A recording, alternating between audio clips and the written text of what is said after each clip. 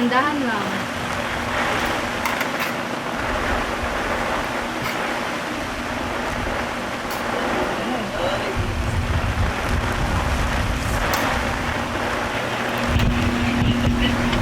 Parang makulimlim yata ang ulap niyan.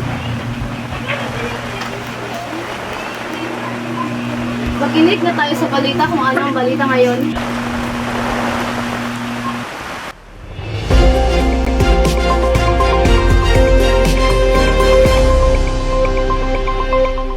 Magandang umaga sa lahat. Ako nga pala si Dirk Liam Lagunsad, ang tagapag-uulat sa TV Patrol News. Sa mga oras na ito ay itinataas na po ang signal number 1 ang buong lalawigan. Inaasahan po natin ang paglala nito sa susunod na oras. Ang mga residente ay dapat ay maghanda na. Ma, suspended yung klase.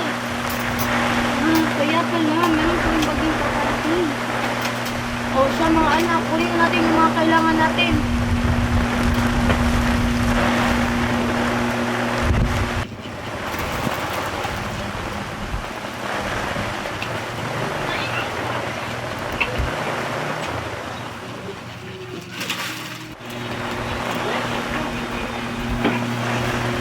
Sa mga anak, pwede na ba yung mga kailangan natin? Yes, ma.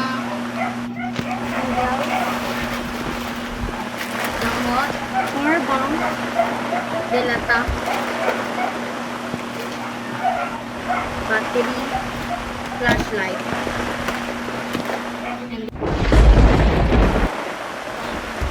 Mga ano nangyayari? Ang lakas ng hangin at ang ulan. Huwag kayong magpanik mga anak. Makinig muna tayo sa radyo kung ano ng balita. Magandang hapon sa lahat. Ngayon ay kasalukuyang signal number 2. Ang hangin ay umaabot sa bilis na 60 to 100 km na maaaring magdudulot sa significant damage sa mga bahay at mga puno. Inaasahang maghanda na po para sa akyat ng tubig at posibleng pagligtas sa evacuation center o ligtas na lugar. Maraming salamat.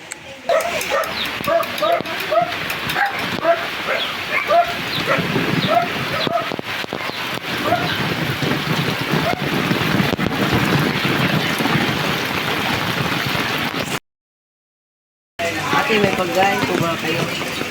Hindi kami O ito, susunod, mag-ingat kayo ha. Salamat ate. Maano ng balita? Makinig muna tayo sa radyo anak kung ano ng balita. Magandang umaga po mga kababayan.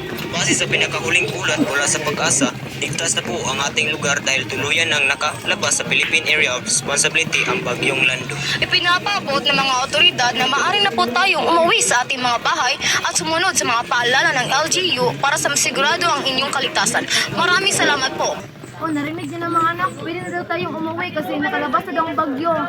Tara na. Nandito.